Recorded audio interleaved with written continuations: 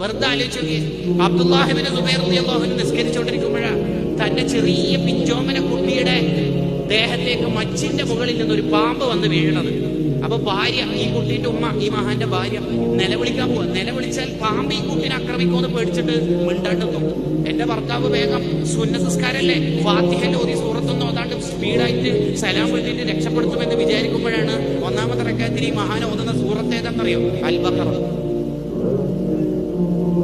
രണ്ടാമത്തെ റക്അത്തിൽ ആലു ഇമ്രാനും. നീണ്ട 5 മണിക്കൂറോളമുള്ള ഇബാദത്ത് കഴിഞ്ഞിട്ട് സലാം വീട്ടിട്ട് പാമ്പിന് ഒരു നോട്ടം. പാമ്പ് ഇറങ്ങിപ്പോയി, ഒന്നും ചെയ്തിട്ടില്ല.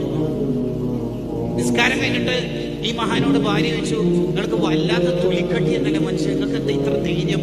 മഹാന് മറുപടി ഉണ്ട്, ഞാന് പാമ്പ് വലിയവൻ എന്നല്ല പറഞ്ഞത്, പാമ്പൻ അക്ബർന്നല്ല, അള്ളാഹു അക്ബർ എന്നാ. അത് തന്നെ അമ്മളി അള്ളാഹ്, മാറ്റൊന്നുമില്ല. അതിന് ഈമാൻ വേണം. ഇതാരും മുമ്പിലാണ് നിസ്കരിക്കുന്നുള്ള ബോധമുണ്ടാണ്.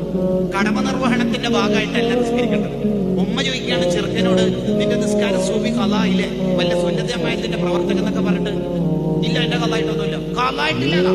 ഉപ്പ സുബിക്ക് പള്ളിയിൽ പോയി സുബി നിസ്കരിച്ച് സുന്നത്തും കഴിഞ്ഞ് ക്ലാസ് കഴിഞ്ഞ് ഖുർആൻ ഓതി ചായ കുടിച്ച് തിരിച്ചു വന്ന് ബാത്റൂമിൽ പോയി തിരിച്ചു വരുമ്പോഴല്ലേ നീ പോയിട്ട് ഒന്നെടുത്തത്. അപ്പൊ ഇവന്റെ ഡയലോഗ് 6:19 ഖളായില്, ഞാൻ 6:18 നിസ്കരിച്ചത്.